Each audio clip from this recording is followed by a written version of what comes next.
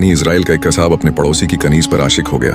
वह बहुत ज्यादा खूबसूरत थी। कसाब उसको रोजाना देखता लेकिन कभी बात ना कर सका। इत्तेफाक से एक दिन कनीज को उसके मालिक ने दूसरे गांव किसी काम से भेजा। कसाब को इस बात का पता चल गया।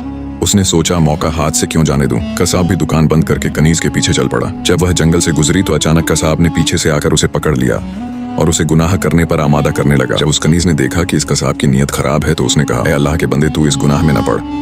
हकीकत यह है कि जितना तू मुझसे मोहब्बत करता है उससे कहीं ज्यादा मैं तेरी मोहब्बत में गिरफ्तार हूँ, लेकिन मुझे अपने मालिक हकीकी जुल जलाल का खौफ इस गुनाह के इरतकाब से रोक रहा है। इस नेक सीरत और खौफ खुदा जुल जलाल रखने वाली कनीज की जुबान से निकले हुए ये अल्फाज तफसीर का तीर बनकर इस कसाब के दिल में पियुस्त हो गए और उसने कहा, जब तू अल्लाह जुल जलाल से इस कदर डर रही है तो मैं अपने पाक परवरदिगार जुल जलाल से क्यों न डरूं। मैं भी तो उसी मालिक जुल जलाल का बंदा हूँ।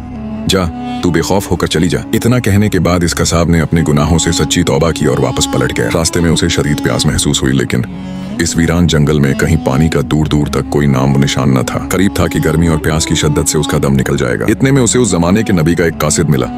जब उसने कसाब की ये हालत देखी तो पूछा, तुझे क्या परेशानी है?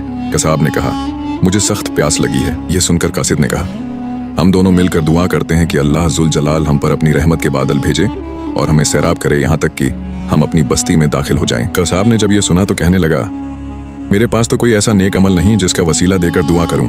आप नेक शख्स हैं, आप ही दुआ फरमाएं। इस कासिद ने कहा, ठीक है, मैं दुआ करता हूं, तुम आमीन कहना। फिर कासिद ने दुआ करना शुरू की और वह कसाब आमीन कहता रहा। थोड़ी ही देर में बादल के एक टुकड़े ने इन दोनों को ढांप लिया और वह बादल का टुकड़ा इन पर साया फगन होकर उनके साथ साथ चलता रहा। जब वह दोनों बस्ती में पहुंचे तो कसाब अपने घर की ओर रवाना हुआ और वह कासिद अपनी मंजिल की तरफ जाने लगा।